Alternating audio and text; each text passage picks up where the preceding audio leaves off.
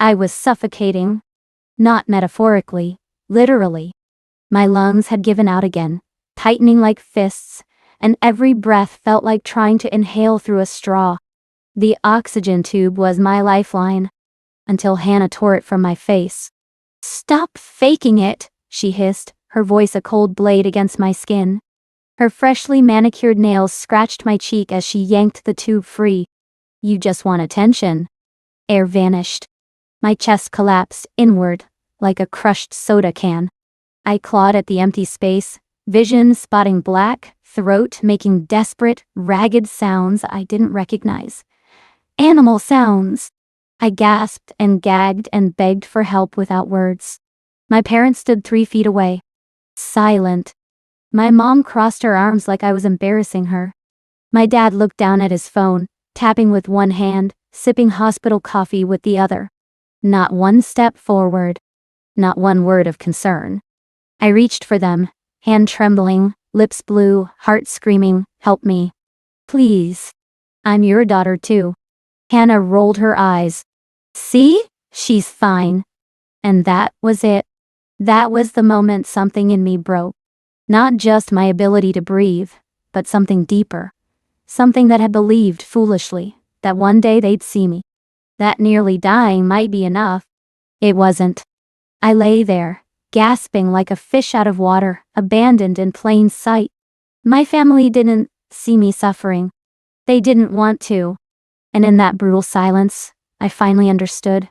Being invisible to the people who are supposed to love you is a kind of death all its own. I'm 35 years old. I own a sleek condo in Denver, work as a healthcare consultant, and manage my chronic lung condition with military precision. On paper, I've built a good life, stable, successful, self-sufficient. But none of that has ever mattered to my family. Not once. Because in my family there's only ever been one star. Hannah. From the moment she was born, all eyes turned to her. She was the delicate one. The emotional one. The girl who needed extra hugs and soft words and a world that bent to protect her. Meanwhile, I was the strong one. Translation? I was the one expected to handle disappointment quietly, to be mature, responsible, low maintenance. At 8 years old, I'd already figured it out. My job was to be invisible unless needed. No one ever asked me how I was doing. No one ever noticed when I was struggling. If I won awards, they clapped politely, then shifted the conversation to Hannah's latest performance or heartbreak or meltdown. I learned early not to expect attention or fairness. Just silence. It's a strange kind of loneliness, being ignored by people who are supposed to love you. You start to wonder if maybe you are hard to love. You stop raising your hand. You shrink. You master the art of vanishing in a crowded room. They always saw Hannah. And I became a shadow that learned how to stand on its own. But the thing about shadows? We're still here. Still watching. And sometimes, we remember everything. I was 12 the first time I realized someone actually saw me. It was late fall in Colorado Springs, the kind of crisp afternoon where the wind bites your cheeks and smells like pine.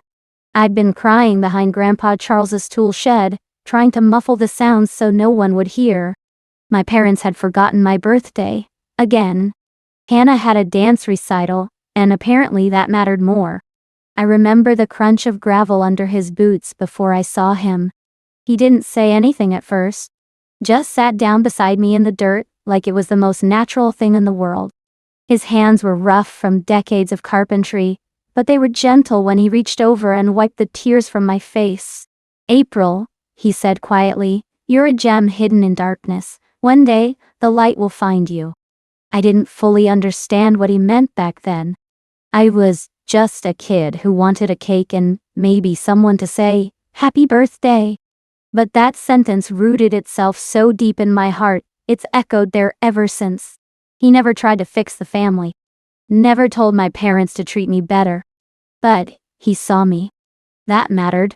He'd ask about my books, tell me stories from his Navy days, and teach me how to sharpen a pocket knife and my instinct. It was his way of showing love, quiet, steady, and unconditional. I think that's why even now, decades later, when the rest of the world fades into noise, I can still hear his voice reminding me, the light will find you. And somehow, I believe it. The church smelled like polished wood and lilies that were already starting to wilt. I stood in the back row, hands folded so tightly my knuckles ached, watching my grandfather's casket rest beneath the soft glow of recessed lights. Up front, Hannah sobbed loudly, the kind of crying that draws attention. Relatives leaned in, offering tissues, squeezing her shoulders. Someone whispered, she was so close to him. I almost laughed. Almost. When the service ended, people gathered in small clusters, murmuring condolences like they were reading from a script. I stayed where I was, needing the distance, needing the air. That's when Hannah found me near the coat rack, her heels clicking sharply against the marble floor. Up close, her eyes were dry. Perfect makeup. Perfect timing. She leaned in, her perfume thick and sweet, and lowered her voice. Grandpa took care of me, she said, smiling. The house, the investments, all of it. She tilted her head, studying my face like she expected something to break. I thought you should hear it from me.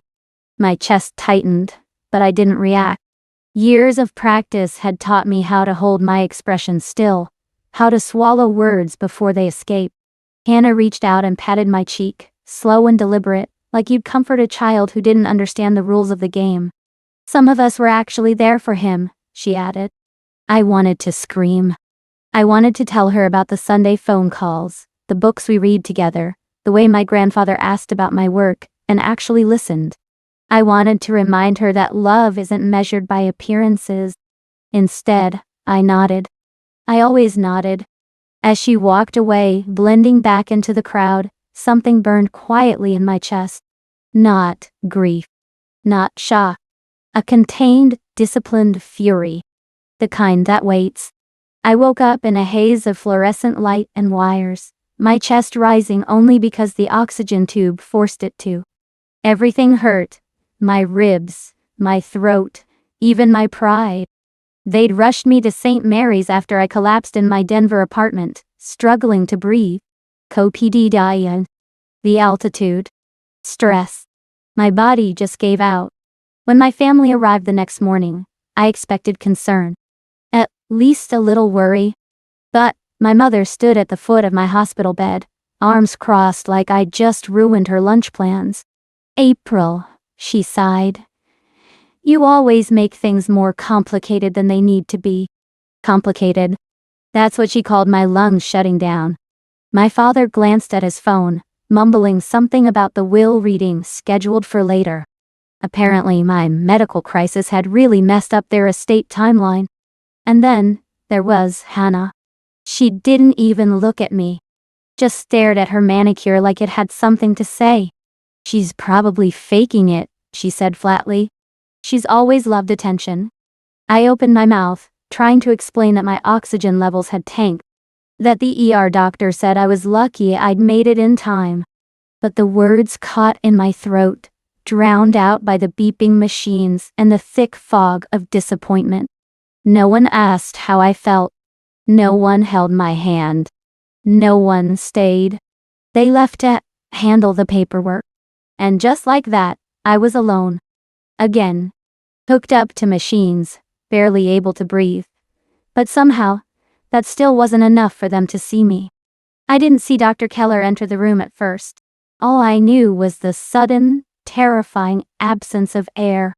1 second the oxygen was there, cool, steady, familiar, and the next it was gone, ripped away so violently my head snapped to the side. Hannah's face hovered above me, her nails digging into my cheek as she hissed, "Stop faking it." My lungs collapsed in on themselves. Panic exploded through my chest. I clawed at the sheets, at her wrist, at nothing, making sounds I didn't recognize, raw, animal gasps that bounced off the sterile hospital wall. My vision blurred, black dots swarming the edges. Then a voice cut through the chaos. Calm. Sharp. Dotty. Unmistakably in control. "What did you just do?" Hannah froze. Dr. Keller stood in the doorway, one hand already moving as he crossed the room. He didn't raise his voice. He didn't need to. In seconds, he reattached the tubing, adjusted the flow, grounded me back into oxygen and reality. I sucked in air like it was the first breath of my life. Hannah started talking fast. Too fast. The tube was loose. I was just fixing it. She's dramatic. Leave, Dr. Keller said. She laughed nervously. This is a misunderstanding. I said leave, now. There was something in his eyes then, cold, precise, unmovable. Not suspicion. Certainty. Hannah grabbed her purse, muttering about ungrateful sisters and wasted time, and stormed past him. The door shut. The room went quiet except for my breathing. Dr. Keller checked my vitals, steady hands, professional distance. But when he looked at me, his voice softened. You're safe, he said. My heart was still racing, but for the first time I knew someone had seen the truth and believed me. Dr. Keller returned to my room the next morning, pulling the chair close like he carried something heavy, not just physically but emotionally. He didn't waste time. April, he said gently. This isn't a coincidence. I blinked at him, confused. He explained that he'd known my grandfather, Charles Warren, for years, treated him through heart issues, listened to his stories, his regrets. And more than once, he'd heard my name. 3 years ago, Grandpa made an unusual request. If I ever showed up at St. Mary's, Keller was to watch over me. He said you were the granddaughter his family forgot, Keller added quietly. And he didn't want you to be alone. I felt the breath leave my body, not from sickness this time, but from something deeper. I wasn't invisible to Grandpa. He had seen me. Keller reached into his coat and handed me a thick folder. He gave me this 6 months ago, said you'd need it one day. Inside were articles, clippings, printouts, from medical journals, hospital newsletters, even local papers. Every page was about me. My work. My career. My impact. In Grandpa's handwriting, I saw notes in the margins. That's my April. She saved that hospital. Proud doesn't even cover it. The tears came before I could stop them. For 35 years, I thought no one in my family noticed who I'd become. That no one cared. But Grandpa had been quietly collecting proof of my worth, like a man building a monument out of memory and love. He didn't just see me. He believed in me. Enough to make sure even after he was gone, I'd never feel unseen again. I used to think Hannah's cruelty came from jealousy, sharp, bitter, but manageable. That's how I survived it growing up, by telling myself she just wanted the attention I got by working hard, by staying invisible. But sitting in that hospital bed, hearing what Dr. Keller told me, something broke open in my chest. $200,000. That's the hole Hannah had dug herself into. Failed business. Maxed out credit cards. A lifestyle too expensive to let go of. And suddenly, the inheritance wasn't just about legacy or family, it was her lifeline. Her only way out. She wasn't attacking me because she hated me. She was drowning. And I was standing on the dock, the life raft she thought she deserved. I felt dizzy. Not from my lungs this time, but from the clarity of it all. Her barbed words, the fake sweetness, the performance at the funeral. It wasn't just malice. It was desperation. Ugly, feral desperation. The kind that makes you do things you can't undo. It didn't excuse anything, but it explained everything. For a moment, I didn't know what to feel. Anger? Pity? Nothing fit quite right. All I knew was this. My whole life, I thought I was unloved because I was lacking. But now I saw it for what it was. She needed to keep me small to feel big. She needed me unseen so she could shine. But I'm not invisible anymore. And she's not untouchable. Everything's about to change. The night nurse's name was Rosa Martinez. Maybe mid-50s, calm voice, kind eyes. She stepped into my hospital room at shift change, checked my monitors, then glanced at Dr. Keller with a quiet urgency. "Can I speak with you?" she asked. I watched the exchange, my heart thudding. She looked at me then said, gently but firmly. I saw what your sister did yesterday. Time slowed. Rosa said she'd been just outside my door when it happened. She saw Hannah standing over me, ripping the oxygen tube from my face, then doing nothing as I gasped for air. She'd witnessed it all.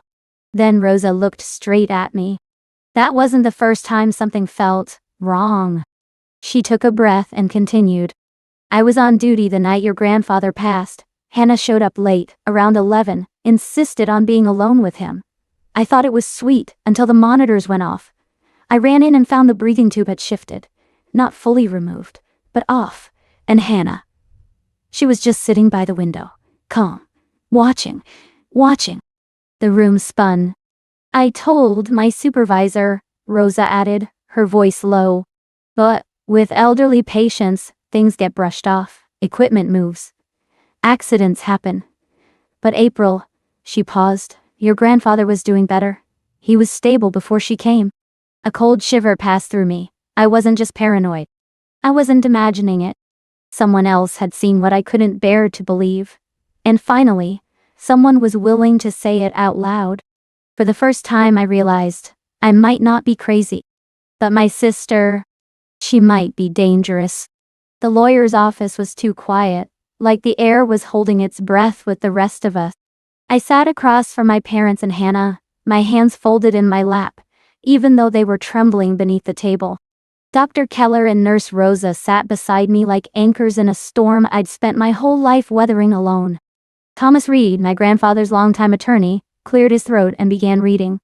The main house in Colorado Springs, he said, valued at approximately $800,000, would be divided equally among Linda Warren, Richard Warren, and April Warren. Hannah's name wasn't mentioned. Her smile faltered. She blinked, as if she'd misheard. Then she slammed her hand on the table. There must be some mistake. Grandpa told me, he promised. Reed didn't flinch. Charles Warren amended his will 3 days before his death. These were his final, legally binding instructions. You could feel it, the room tipping, like gravity had shifted. My parents looked confused, uncomfortable. Hannah's face went pale. She opened her mouth again, but Reed raised a hand. There is more. And then Dr. Keller stood. Calm, steady, precise. He looked directly at Hannah and said, I saw what you did. Her body stiffened. Rosa followed, her voice steady as she confirmed every detail of what happened in that hospital room. No one spoke. The silence wasn't peaceful. It was crushing. Then Reed pulled out a sealed envelope and said, This letter is for Hannah, from your grandfather, his final words to you. I watched my sister's hands shake as she reached for it, and in that moment, I knew the truth had finally caught up with her. And she wasn't ready. Not even close. The room didn't explode when Hannah was cut out of the will. It went quiet. So quiet I could hear the faint hum of the HVAC system in the law office downtown, the kind of sterile sound you only notice when everything else falls away. The attorney paused after reading my name, then looked up. Hannah's wasn't there. Not once. Not anywhere. She laughed at first. A sharp, brittle sound. That's not funny, she said, scanning the pages like the words might rearrange themselves if she stared hard enough. There's been a mistake. Then Dr. Keller stood. His voice was calm, measured, impossible to shake. He described what he'd witnessed in my hospital room. How Hannah had pulled the oxygen tube from my face. How I'd been choking. How she'd watched.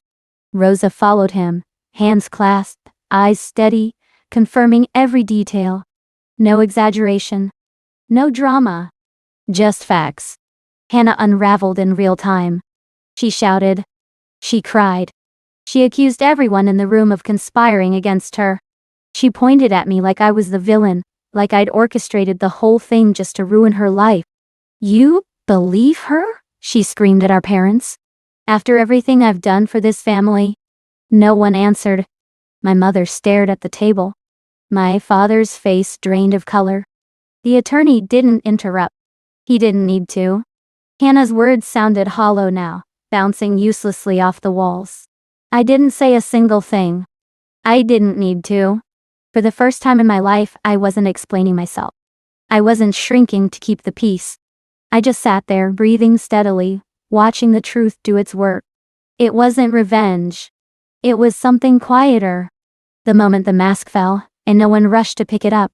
When Mr. Reed handed me the final envelope, my name written in grandfather's shaky handwriting, I swear the entire room faded out. Just for a second. It felt like holding a piece of him, still warm somehow. I opened it with trembling fingers, afraid the paper might fall apart in my hands. Inside was a letter, dated 6 months ago. My dearest April, you are the gem hidden in darkness I once spoke of when you were just a little girl crying behind my tool shed. I have watched you grow into an extraordinary woman despite everything working against you. And I have been proud, every single step of the way. Well, what no. I couldn't stop the tears this time. They came hard, fast, unstoppable. His handwriting filled the page with everything I had spent a lifetime craving, but never received: acknowledgement, belief, love. I am sorry I didn't protect you sooner. I was old, and I was a coward. I thought keeping the peace was more important than speaking the truth. I was wrong. I should fought for you. Every word felt like a balm on a wound I didn't even realize was still bleeding. Live for yourself now, April. Not for their approval, not for their permission. The light has finally found you, my precious girl. Step into it, and never look back. I clutched the letter to my chest like it could anchor me to something real. For the first time in 35 years, I didn't feel invisible. I didn't feel small. I felt seen. And more than that, I felt love.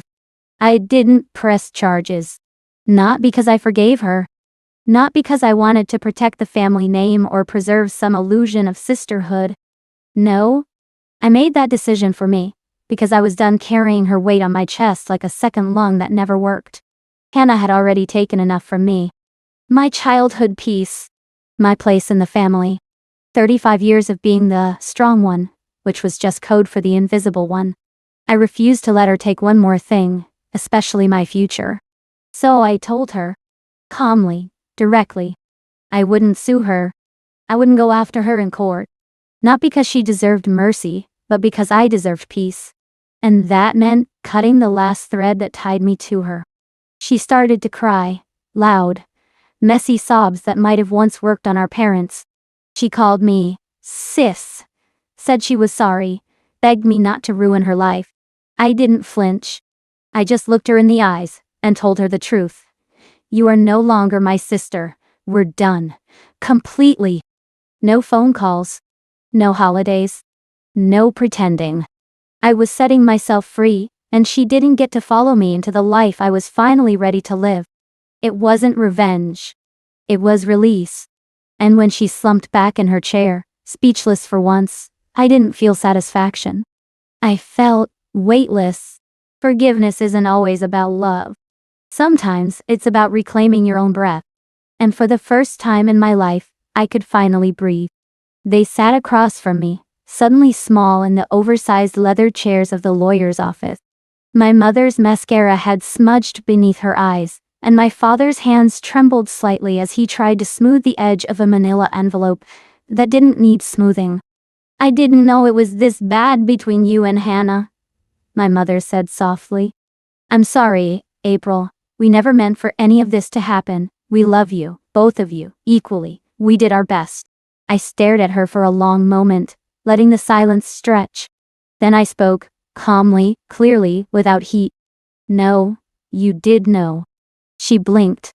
You knew every time she mocked me and you said nothing? You knew every time I brought home straight A's and it was barely acknowledged while her C+ dance recital got a banner? You knew when I asked for help and you told me, you're the strong one, April. You can handle it. You can handle it. My mother's mouth opened, then closed again. No defense came. You didn't want to see it, I continued. Because seeing would have meant doing something. And confronting Hannah, that was never something you were willing to do. My father cleared his throat. Can you ever forgive us? I looked at him, really looked, and said, maybe. But not today, not with words. If you want to be in my life, you'll have to show up. Repeatedly, consistently, with action. not apologies. And then I stood. Not to storm off, not to make a scene, but because I was done carrying the weight of their silence. If they wanted back in, they'd have to earn it. This time, on my terms. I moved into my grandfather's mountain retreat on a crisp morning in early October. The house sat nestled between tall pines in Estes Park, Colorado, quiet, weathered, and exactly what my lungs needed. Each breath felt deeper, cleaner. I could finally inhale without the weight of my family pressing against my ribs. The silence was different here. Not the lonely kind I'd grown up with, but a comforting hush, filled with birdsong and the rustling of wind through pine needles. I unpacked slowly, letting each room become mine. In the study, I arranged grandfather's old books the way he liked them, alphabetical by author, with his favorites closest to the reading chair. That chair is where I began to write. Not for revenge. Not to expose anyone. But because I knew there were women like me out there, forgotten daughters, invisible sisters, who'd been told for years they were too much or not enough. I wanted them to know they weren't alone. So I wrote. About my lungs. About the silence. About being the strong one when all you wanted was to be seen. The words came slowly at first, then all at once, like thawed snow rushing down a mountain. Every page was a piece of the pain I was finally setting down. I wasn't just telling my story, I was reclaiming it. For the first time in my life, I wasn't surviving. I was living. And somewhere in that quiet house, tucked between the pages and pine trees, I found her again. The girl who had once cried behind the tool shed. I wrapped her in warmth. I told her she made it. I told her she was free. The call came just after sunrise, while soft golden light filtered through the kitchen blinds of my grandfather's mountain home. I was sipping black coffee, barefoot on the hardwood floor, wrapped in the quiet that had become my peace. It was Rosa. Her voice, usually calm, held a hint of excitement. April, she said, a journalist from Her Voice magazine wants to speak with you. She heard about what happened at St. Mary's. Not the scandal. Your story. Your story. I didn't answer right away. I just stared out at the pines swaying in the wind. For so long I'd been silent. For so long I believed I was invisible. But I wasn't invisible now. Not anymore. I told Rosa to give the journalist my number. That afternoon, I sat at my grandfather's old writing desk, the one with the drawer that still smelled faintly of pipe tobacco and old paperbacks. I opened a blank Word document and typed, "My name is April Warren." And for 35 years, I believed I didn't matter. The words poured out. Not for revenge. Not for pity. But for every woman who's ever sat in a room full of family and felt completely alone. For the strong ones who were never told, "I see you. I'm proud of you." This time I wrote to be seen. To help others see themselves. My story didn't end with the will. It began with finally being heard. And if even one woman reads my words and whispers, "Me too," then everything I've endured will have been worth it. The light found me. Now I'm holding it up for someone else,